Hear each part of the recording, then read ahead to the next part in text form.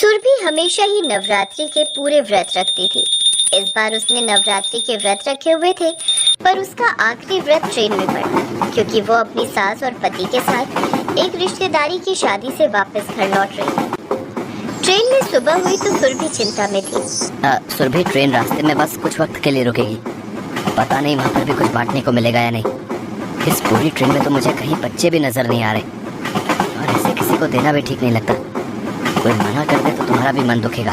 मैं तो पहले ही कह रही थी बहू कि ये नवरात्रि के व्रत मत रखो, इस बार रहने दो, शादी में जाना है। अब देखो परेशानी हो रही है ना वापसी में, तुम्हारा कन्या पूजन करना भी जरूरी है और यहाँ पर कोई व्यवस्था नहीं है। माँ जी, मैं माँ दुर्गा की नवरात्रि व्रत बहुत सालों से रखती आ रही हूँ। मैं नवरात्रि व्रत रखती हूँ तो मेरे मन को बहुत शांति मिलती है। यदि माँ दुर्गा की यही इच्छा है कि मैं ट्रेन में कन्या पूजन करूँ तो ऐसा ही सही। मुझे पता है माँ दुर्गा के आशीर्वाद से कन्या पूजन जरूर संपूर्ण होगा। सुरभि माँ दुर्गा का ध्यान करने लगती है, तभी उसकी सास बाथरूम चली जाती है। कुछ देर बाद सुरभि की सास सीट पर आकर बैठती है तो वो देखती है कि उसका छोटा पर्स हाथ से कहीं गिर गया है। लगता है वॉश बेसिन पर हाथ धोते समय मेरा बटुआ वहीं गिर गया। मुझे नहीं लगता कि वो अब मिलेगा। मैं देख कर आता हूँ। आशीष बटुआ ढूंढता है, पर ट्रेन में कोई चीज खो जाए तो आसानी से मिलती कहाँ है। सुरभि की सास निराश हो गई क्योंकि उस बटुए में उनकी सोने की बालियां और चेन थी। बैठे बिठाए नुकसान हो गया।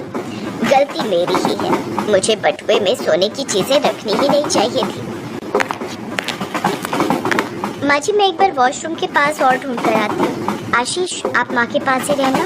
सुरभि जैसे ही जाने लगती है तभी दो छोटी बच्चियाँ उसके पास आती हैं। आंटी, ये आपका बटुआ है? वहाँ बाथरूम के पास गिरा हुआ था। हम खिलौने बेच रहे थे तो हमने देख लिया। हाँ, ये तो मेरा ही है, पर बच्चों तुम्हें कैसे पता चला कि ये मेरा है? आंटी, जब आप हाथ धो रही थी तब हमने देख लिया था कि आपके हाथ से बटुआ गिर गया है। हम आपके पीछे पीछे यहाँ तक आ गए। ये लो आंटी।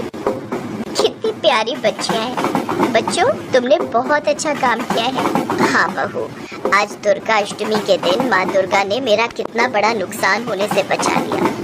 ये सब तुम्हारे दुर्गा माँ के प्रति पूजा और विश्वास की वजह से ही हुआ है।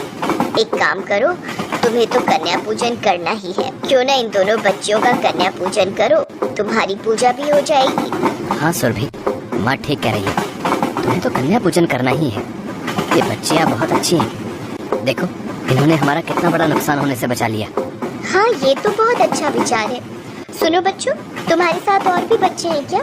मुझे कंजक बांटनी है। हाँ आंटी, मेरे साथ और भी बच्चे हैं जो यहाँ ट्रेन में खिलौने बेचते हैं। मैं भी उन सबको बुला कर लाती हूँ। कितने प्यारे बच्चे और मेहनती भी।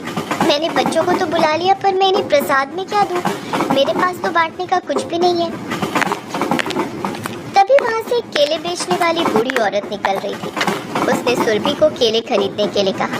बेटी, केले खरीद लो, आज कन्या पूजन है, कन्याओं को इसका प्रसाद बांट दो। हे माता रानी, आपने मेरी सुन ली। इन केले वाली बूढ़ी अम्मा को भेज दे। हाँ, मैं ये केले खरीद लेती हूँ, सब बच्चों को बांट दूंगी।